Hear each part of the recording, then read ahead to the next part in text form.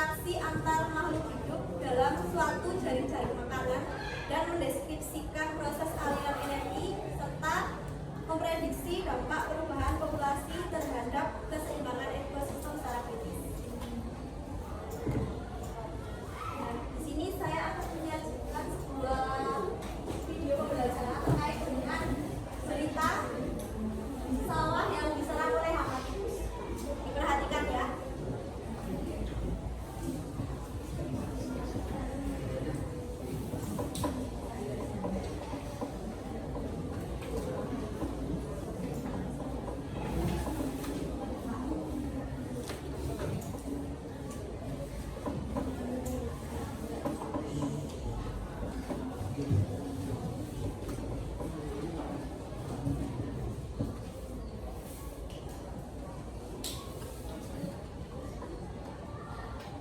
Jadi itu sawah yang diserang hama tikus tadinya rusak dan gagal panen.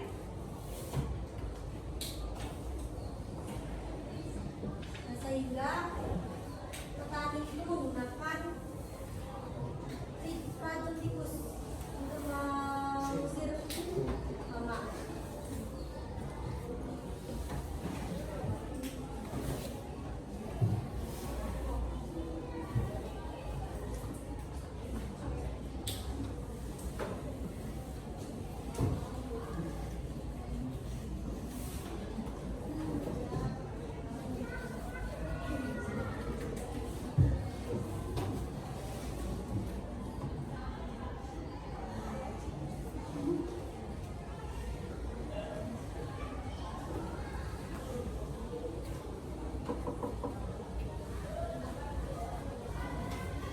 Nah, sehingga akibatnya penggilingan beras ada yang terpuruk karena gagal panen yang diakibatkan oleh hama tikus.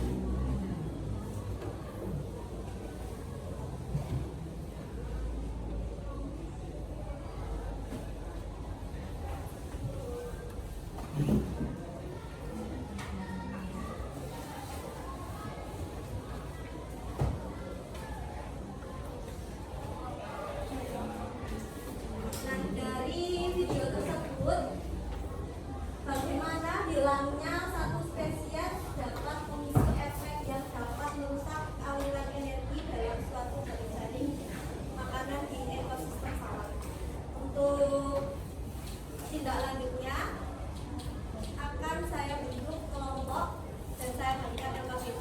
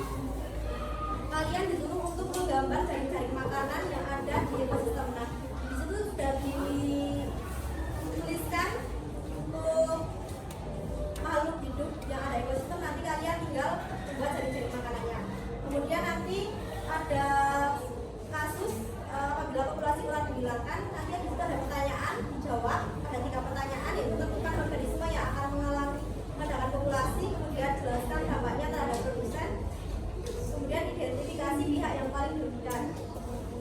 Kemudian lanjut nanti ada analisis terkait dengan bagaimana pestisida kimia dapat berpindah melalui rantai makanan. Kemudian setelah itu kalian akan memberikan solusi kreatif terkait dengan studi kasus yang sudah ada di depan. Sampai sini ada yang ditanyakan? Tidak ada, langsung dikerjakan. Untuk yang kelompok 6, 7, 8, ini berbeda dengan kelompok 1 sampai 5. Untuk kelompok 6, 7, 8 itu nanti bisa ditulis dulu kelompok, kelas, anggota kelompok, kemudian langkahnya itu di sini di halaman kedua nanti ada kartu gambar terkait dengan makhluk hidup yang ada di ekosistem sawah beserta dengan panahnya nanti digunting, kemudian nanti ditempelkan di halaman yang ada gambar sawahnya ini. Kemudian nanti kalau sudah kalian tuliskan peran di setiap rantai makanan, nanti sudah ada kolomnya. Kemudian nanti diskusikan kelompok terkait dengan pertanyaan jika tikus di sawah habis dimakan ular, apa yang akan terjadi pada hewan. Sampai sini ada yang ditanyakan?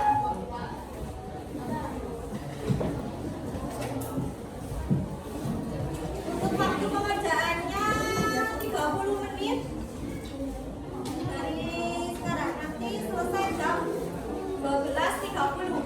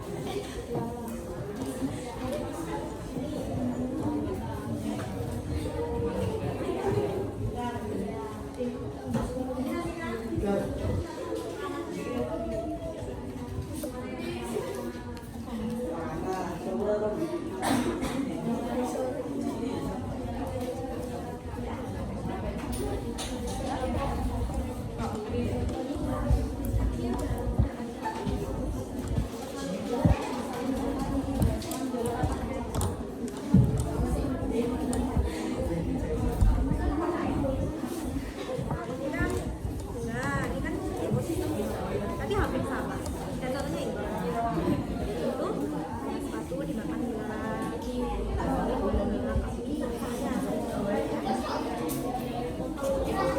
yang pertama apa? Di antara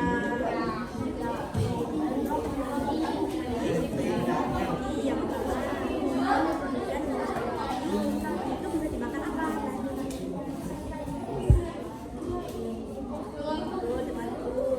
Terus nyabang karena pati kan tidak hanya bungkus ya. Nah, itu terserah apa kalau tikus langsung dimakan apa? Kalau cabang. Jadi kalau di sini cabangnya ada di pati, apa tidak bisa dimakan seragam jadi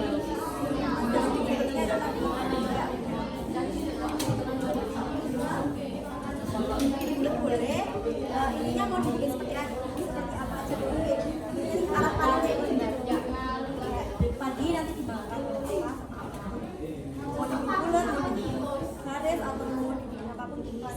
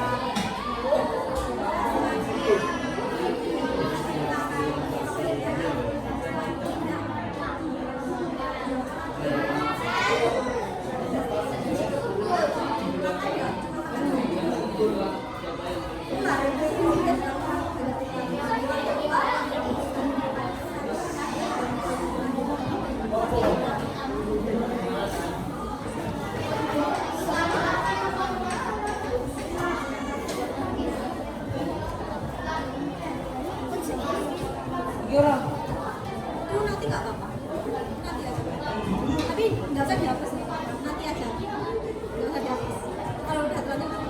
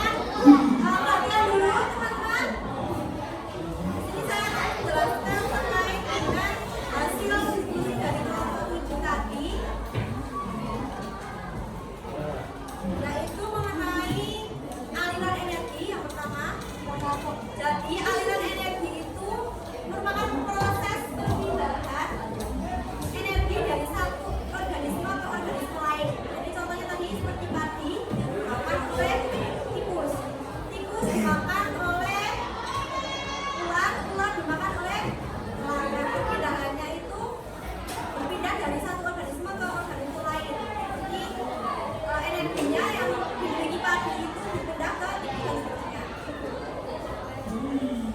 Nah, ini adalah rantai makanan yang sudah tadi kelompok 7 susun, yaitu ada padi dimakan oleh tikus, kemudian dimakan oleh ular, lalu dimakan oleh ular.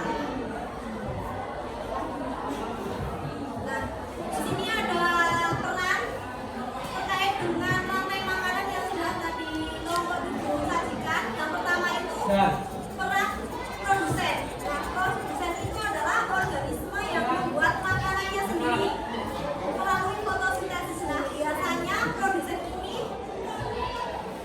contohnya seperti tumbuhan hijau kalau di darat, kemudian kalau di laut itu ada alga, dan kalau misalnya di sungai itu ada lumpur. Kemudian untuk peran selanjutnya adalah konsumen. Jadi konsumen ini adalah makhluk hidup yang tidak bisa produksi makanannya sendiri. Dia bergantung pada organisme lain untuk proses hidupnya. Jadi dia makan makhluk hidup lain. Biasanya itu hewan. Nah, konsumen itu memiliki 3 tingkatan, yaitu konsumen pertama, primer, konsumen kedua, konsumen sekunder, konsumen ketiga yaitu konsumen tersier. Nah, untuk konsumen pertama itu memakan produsen. Jadi untuk konsumen pertama itu dia memakan tumbuh-tumbuhan atau disebut dengan konsumen agricola. Contohnya itu ada sapi, kelinci, dan lain-lain. Kemudian untuk konsumen sekunder atau konsumen kedua, dia adalah organisme yang memperoleh makanannya itu dari profit di bawahnya atau konsumen sebelumnya, itu konsumen satu. Contohnya tikus, serangga, dan lain-lain. Nah, di konsumen dua ini dia masih bisa dimangsa oleh hewan lain.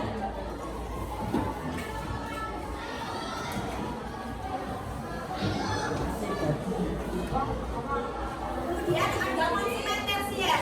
Nah, konsumen tersier ini adalah konsumen yang paling rendah karena konsumen ini sudah tidak bisa dimakan oleh hewan lainnya. Kemudian yang terakhir itu ada dekomposer. Nah, dekomposer ini adalah pengurai.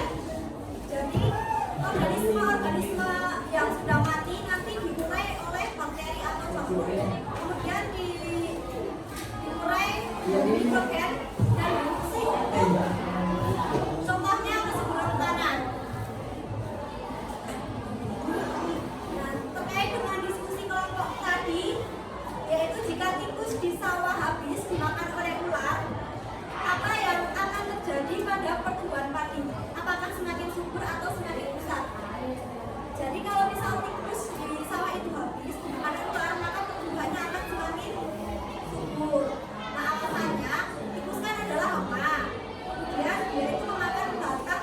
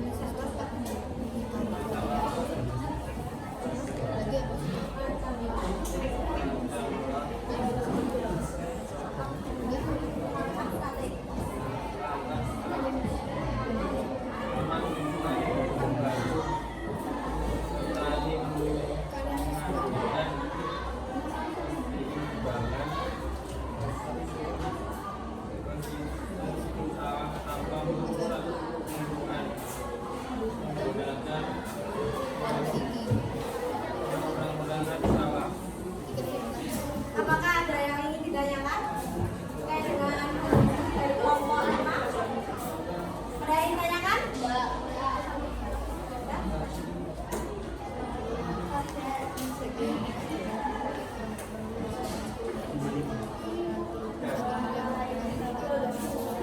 Kan tepuk tangan kepada kelompok 5.